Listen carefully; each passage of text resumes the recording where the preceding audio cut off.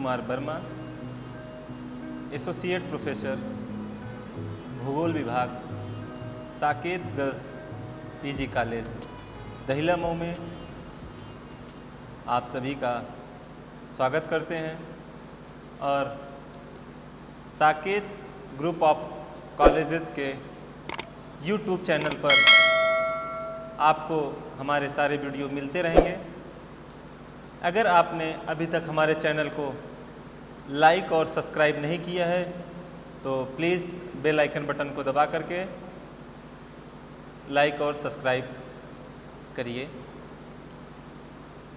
तो आज हम बात करते हैं रीजनल प्लानिंग की। प्रादेशिक नियोजन क्या है? प्रादेशिक नियोजन क्या है? तो हम प्रादेशिक नियोजन शुरू करने से पहले उसके इतिहास के बारे में थोड़ा सा जान लेते हैं तो ज़्यादा अच्छा रहेगा।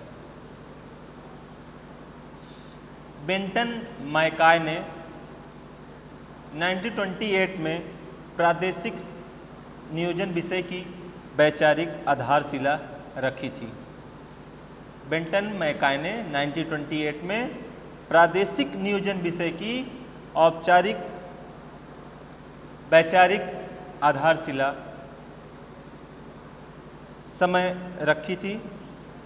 उन्होंने नया अन्वेषण प्रादेशिक नियोजन का दर्शनशास्त्र नामक पुस्तक में अपना चिरस्थायी लेखन कार्य प्रस्तुत किया है।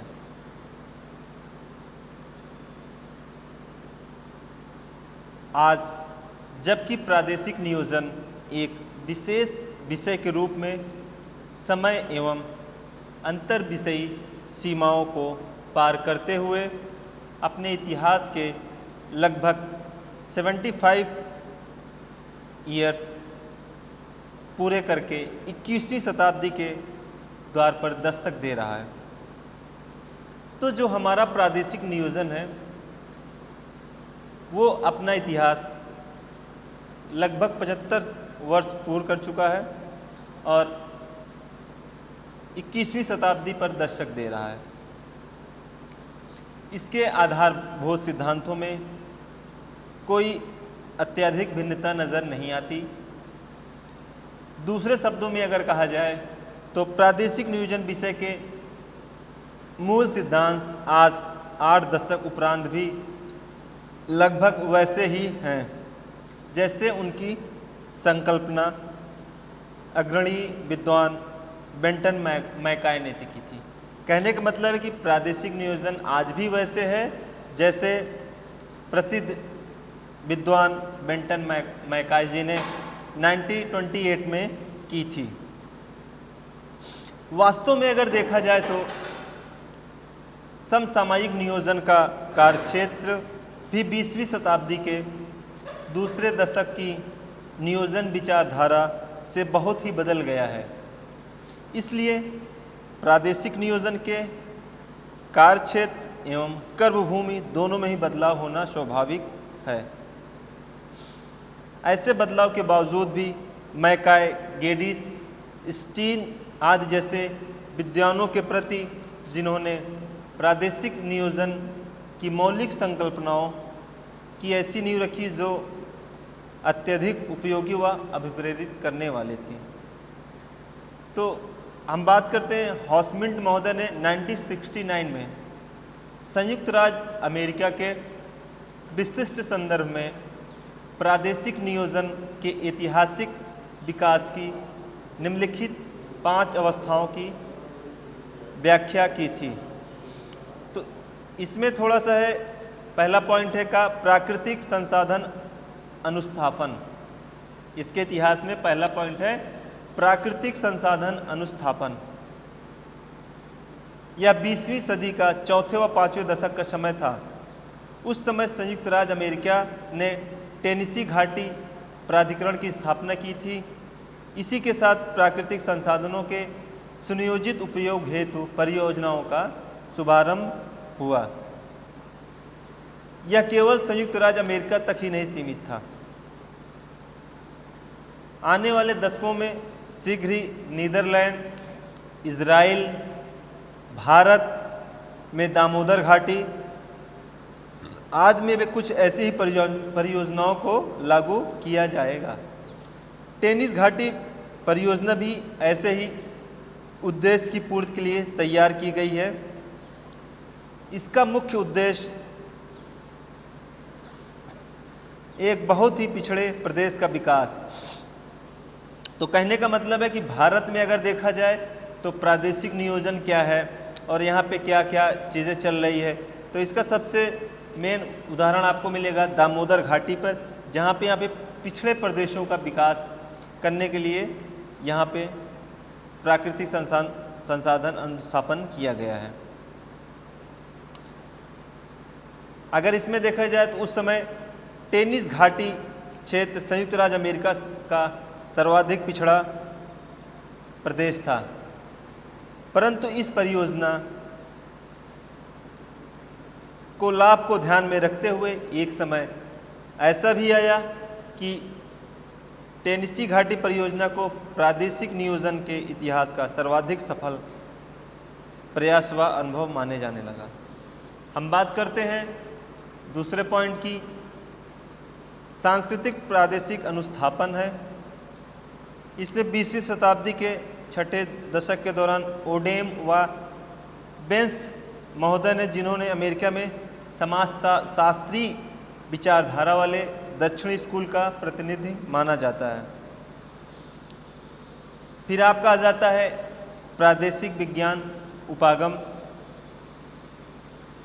20वीं शताब्दी के 7वें दशक में वाल्टर इजार्ड महोदय ने जब प्रादेशिक विकास पर बल दिया तो प्रादेशिक नियोजन के दर्शनशास्त्र को वास्तविकता रूप में एक भौगोलिक अनुस्थापन प्रदान हुआ। तो इसमें देखा जाए तो फिर हम आ जाते हैं घा में।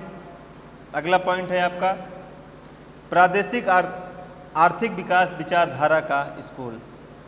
द्वितीय विश्व युद्ध के दौरान जिस प्रभावशाली धारणा व विकास विकल्प ने जन्म लिया, उसमें प्रादेशिक आर्थिक विकास के महत्व पर बल दिया गया, क्योंकि इस समय बहुत से विकसित देश जो युद्ध की लपेट से भी अभी नहीं निकले नहीं थे और बहुत से विकासशील देशों ने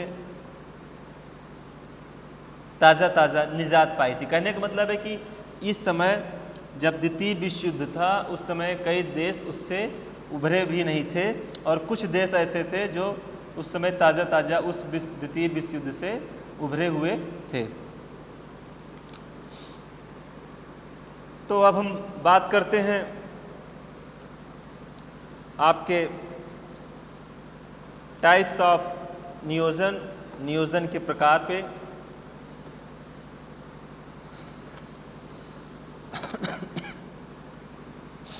तो नियोजन के प्रकार में हम सबसे पहले बताते हैं आपको नियोजन प्रक्रिया को स्पष्ट रूप से विभिन्न प्रकारों में विभक्त कर पाना न तो संभव है और न ही उचित है। कहने का मतलब है कि जो आपका नियोजन का प्रकार है, टाइप्स ऑफ नियोजन है, उसको अगर हम विभिन्न प्रकारों में विभक्त कर दें तो ये न तो संभव ही है और न ही उचित है इसको कर पाना। इसके बावजूद भी कई ऐसे प्रयास किए गए, जैसे उदाहरण स्वरूप में आपको बताना चाहेंगे नियोजन प्रक्रिया को उपयोगितावादी अथवा प्रयोजनवादी नियोजन। तो ये नियोजन के प्रकार में पहला था कि नियोजन प्रक्रिया को उपयोगितावादी अथवा प्रयोजनवादी नियोजन, ये था। फिर दूसरा आपका आ जाता है सेक्टोरियल नियोजन अथवा व्यापक नियोजन। फिर अगला आपका आता है लघु अथवा दीर्घकालीन नियोजन। नेक्स्ट है आपका सार्वजनिक क्षेत्र अथवा निजी क्षेत्र नियोजन, अगला है आपका स्थानिक नियोजन, और अगला है आपका नगर एवं ग्रामीण नियोजन। कहने का मतलब है कि जो नियोजन के प्रकार हैं आपके, तो इसमें देखा जाए कि जैसे लघु अथवा दीर्घकालिक, इसमें लघु मतलब छोटा होता है, दीर्घकालिक मतलब कुछ समय के लिए। सार्वजनिक क्षेत्र अथवा निजी क्षेत्र तो सार्वजनिक क्षेत्र की बात करते हैं जो सार्वजनिक चीज़ें होती हैं, और निजी जो हमारी पर्सनल चीज़ें होती हैं। तो अगर नगर नियोजन की बात करें तो सार्वजनिक जो क्षेत्र होता है वो चाहे किसी भी आप शहर का ले लीजिए, चाहे कानपुर का ले लीजिए, चाहे जो भी महानगर हैं, जो भी महानगर हैं उनको आप ले लीजिए। और नगर एवं ग्रामीण नियोजन आपका आ जाता है। नगर एवं ग्रामीण में जो नगरीय नियोजन होता है, जो ग्रामीणों में भी जो गांव के लोग होते हैं वहाँ पे किस तरीके से किया जाए। तो ये था आपका नियोजन के प्रकार में।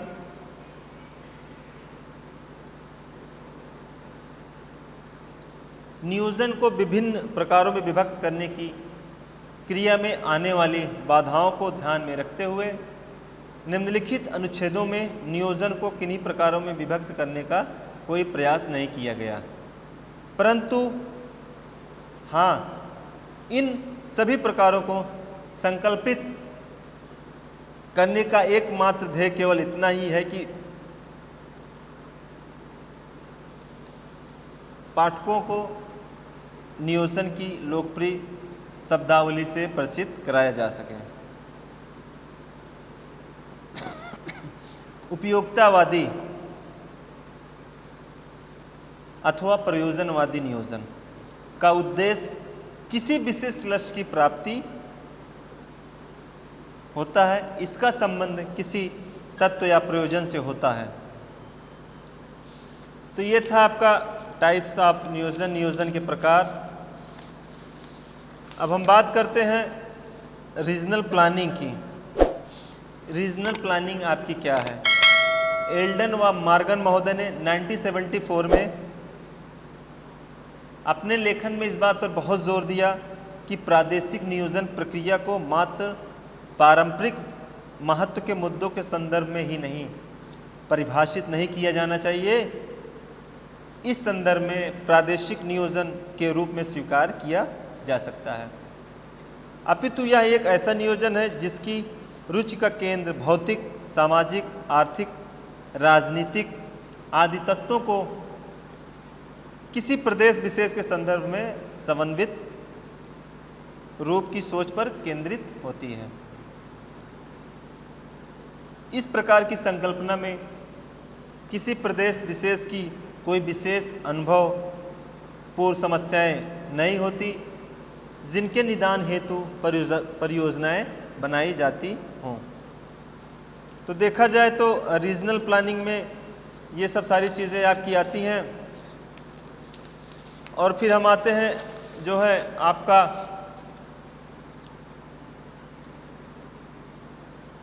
अगर देखा जाए तो प्रादेशिक नियोजन का विषय क्षेत्र यानी कि प्रदेश अन्य प्रकार के नियोजनों जैसे नगरीय नियोजन, मेट्रोपॉलिटन सिटी, सेक्टोरियल नियोजन, ग्रामीण भूमि उपयोग नियोजन आदि के नियोजनों से बिल्कुल ही भिन्न होता है। यहाँ तक कहना आवश्यक है कि प्रादेशिक स्पेस की एक सब नेशनल क्षेत्रीय इकाई मात्र ही है। यह अंतर्राष्ट्रीय सीमाओं को पार नहीं कर सकती है। इसकी कुछ कठिनाइयाँ भी आती हैं आपके इस प्रादेशिक नियोजन में। अगर देखा जाए तो प्रादेशिक नियोजन का संस्थागत आधार विश्व के अधिकतर देशों में अभी भी मजबूत नहीं है। इसकी संस्थागत संरचना इतनी कमज़ोर है कि सही अर्थों में महत्वपूर्ण प्रादेशिक नियोजन समाधान कर पाना कठिन है। इसके बावजूद भी प्रादेशिक नियोजन एक अति ही उत्तम ढंग की नियोजन विद्या है आपकी। अब हम आते हैं अगले टॉपिक पर। Regional planning in developed world, विकसित प्रदेशों में प्रादेशिक नियोजन क्या है। विकसित प्रदेशों की अगर हम बात करें तो आपका संयुक्त राज्य अमेरिका है। तो यहाँ पे हम देखते हैं कि क्या है प्रादेशिक नियोजन विश्व में।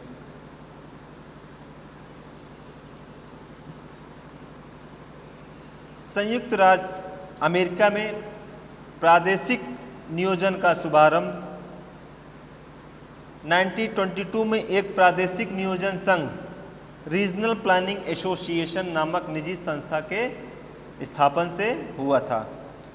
इस संस्था का तब मुख्य उद्देश्य न्यूयॉर्क प्रदेश की सामाजिक एवं आर्थिक समस्याओं का विश्लेषण करना था। इस बात का श्रेय इस संस्था को अवश्य दिया जाना चाहिए कि आज इसके स्थापन के लगभग 80 वर्ष के बाद भी यह देश की एकमात्र संस्था है जो बड़े महानगरीय प्रदेशों की समस्याओं के समाधान हेतु इनकी गंभीरता से अध्ययन करती रहती है। तो कहने का मतलब है कि संयुक्त राज्य अमेरिका एक ऐसा देश है जहां 1922 में देखा जाए तो आज 80-85 साल हो गए, लेकिन यहाँ की संस्था जो है रीजनल प्लानिंग एसोसिएशन आज भी जो है वो प्रादेशिक नियोजन या महानगरीय प्रदेशों की समस्याओं का अध्ययन करती रहती है। संयुक्त राज्य अमेरिका में सर्वाधिक प्रादेशिक परियोजना 1927 में न्यूयॉर्क के लिए ही तैयार की गई थी। जी हाँ, हमने पहले बताया कि न्यूयॉर्क ही एक ऐसा पहला देश है जहाँ पे सबसे पहले प्रादेशिक नियोजन की शुरुआत की गई थी। हालांकि ल्यू मम्फोर्ड स्वयं उस प्रादेशिक नियोजन संघ के एक माननीय सदस्य थे जिन्होंने न्यूयॉर्क प्रदेश की योजना तैयार की थी। और देखा जाए दूसरा आपका विकसित देशों में जर्मनी भी इस प्रदेश में संयुक्त राज्य अमेरिका से अधिक पीछे नहीं रहा। यहाँ भी प्रादेशिक नियोजन के क्षेत्र में विभिन्न विकास प्रक्रिया का शुभारंभ 20वीं शताब्दी के तीसरे दशक में हो गया था। कहने का मतलब है कि जर्मनी भी संयुक्त राज्य अमेरिका के से पीछे नहीं रहा और इन्होंने भी प्रादेशिक नियोजन का शुभारंभ 20वीं शताब्दी में कर दिया था। 1920 में सर्वप्रथम रहर प्रदेश के नियोजित विकास हेतु SBR नामक एक प्रादेशिक नियोजन अभिकरण की स्थापना की गई। उस समय की बात है जब रहर प्रदेश 19वीं शताब्दी के दौरान तेजी से हुए अव्यवस्थित औद्योगिकरण के दुष्परिणामों के कारण पर्यावरणीय संबंधी गंभीर समस्याओं से जूझ रहा था। ऐसा महसूस किया जा रहा था कि इस प्रदेश की समस्याओं का निदान केवल प्रादेशिक संदर्भ में ही संभव है, न कि किसी औद्योगिक या शहरी केंद्र विशेष को आधार मानकर। SBR पूरे विश्व में अपनी प्रकार की पहली प्रादेशिक नियोजन अभिकरण थी जिसकी आत्मा सच्चे रूप में प्रादेशिक नियोजन की बनी थी। कहने का मतलब है कि जो संयुक्त राज्य अमेरिका ने SBR का गठन किया और ये वास्तव में इसके अंदर नगर नियोजन की आत्मा बसी हुई थी। अपने स्थापना की स्वर्ण जयंती के अवसर पर SBR ने 1970 में यूरोपीय आर्थिक समुदाय के देशों में प्रादेशिक नियोजन पर एक अंतर्राष्ट्रीय सम्मेलन का आयोजन किया था।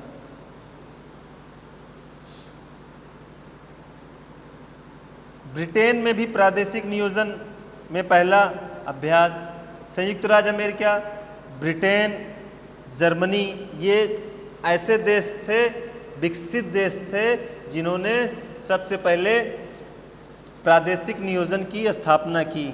तो हम बात करते हैं अब ब्रिटेन की। ब्रिटेन में भी प्रादेशिक नियोजन का पहला अभ्यास 20वीं शताब्दी के तीसरे दशक में हुआ था। यहाँ डॉनकास्टर प्रादेशिक नियोजन का शुभारंभ 1922 में हुआ। डॉनकास्टर परियोजना सही अर्थों में प्रादेशिक नियोजन की भावना से बनाई गई थी, शायद इसलिए केवल 2 वर्ष पूर्व 1920 में तैयार की गई दक्षिणी वेल्स की प्रादेशिक समीक्षा से बहुत ही भिन्न थी।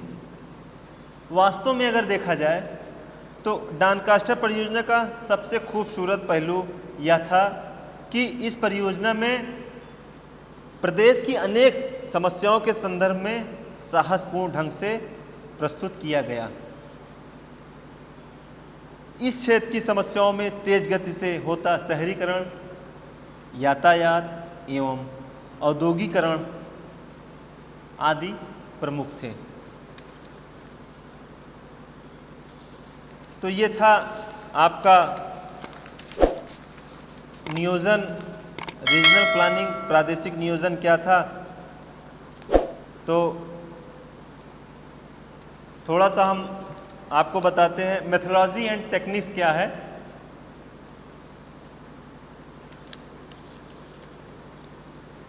सर्वेक्षण मौलिक रूप से समस्या अनावरण प्रकार के होते हैं, अतः इनकी कार्य पद्धति तथा तकनीकी आदि में आकलन तकनीकियों का बोलबाला होता है, जिसमें आपका दंड है, जुर्माना है, जिसे अमेरिका की जन स्वास्थ्य सभा American public health association APHA ने आकलन तकनीक के नाम से जानती है। इस प्रकार के सर्वेक्षण में सर्वाधिक प्रयोग में लाई जाने वाली इस तकनीक के माध्यम से समस्याओं की गहनता तथा क्षेत्रीय विस्तार का अनुमान लगाया जा सकता है। इसी ज्ञान के आधार पर इन समस्याओं के प्रदेश की निवासस्थता, हैबिटेबिलिटी, स्वास्थ्य अवस्था, सुरक्षा व पर्यावरण पर कुप्रभावों का अनुमान लगाया जा सकता है। ये जो APHA तकनीक है जो अमेरिकन पब्लिक हेल्थ एसोसिएशन ने बनाया है, इसमें प्रादेशिक नियोजन में निवास करने वाले स्वास्थ्य अवस्था, सुरक्षा व पर्यावरण पर कुप्रभाव पड़ने वाले पर अनुमान आपका इस पे लगाया जा सकता है। इसके अंतर्गत अवस्था, मरम्मत, अवस्था, सुरक्षा, स्थिति, आरोग्य कारकों का स्तर, घरों में प्रकाश की स्थिति, प्रत्येक कमरे में निवासी, घनत्व आदि का अंकों में आकलन, इसी प्रकार पर्यावरण की गुणवत्ता के आकलन में किया जाता था। तो आज हमने आपको नियोजन का प्रकार, historical development, regional planning, development in world, इन सब चीज़ों को पढ़ाया। अगर आपको हमारा वीडियो अच्छा लगा हो तो हमारे साकेत ग्रुप ऑफ कॉलेज के YouTube चैनल पर कमेंट कर सकते हैं, सुझाव दे सकते हैं। और अगर अभी तक आपने हमारे इस चैनल को लाइक और सब्सक्राइब नहीं किया है तो बेल आइकन बटन को दबाकर हमारे चैनल को लाइक और सब्सक्राइब करें। मिलते हैं अगले टॉपिक के साथ। नमस्कार। इस वीडियो को अपने दोस्तों के साथ ज़रूर शेयर कीजिए। अगर इस टॉपिक पर आपके कोई भी क्वेश्चन हैं तो नीचे कमेंट करके पूछिए, हम उत्तर देने का प्रयास करेंगे। और अगर आपने अभी तक हमारे चैनल को सब्सक्राइब नहीं किया है तो तुरंत सब्सक्राइब करिए, साथ ही बेल आइकन पर क्लिक करें ताकि आगे आने वाले सभी वीडियो आप तक पहुंचते रहें और आप हमसे यूं ही जुड़ें।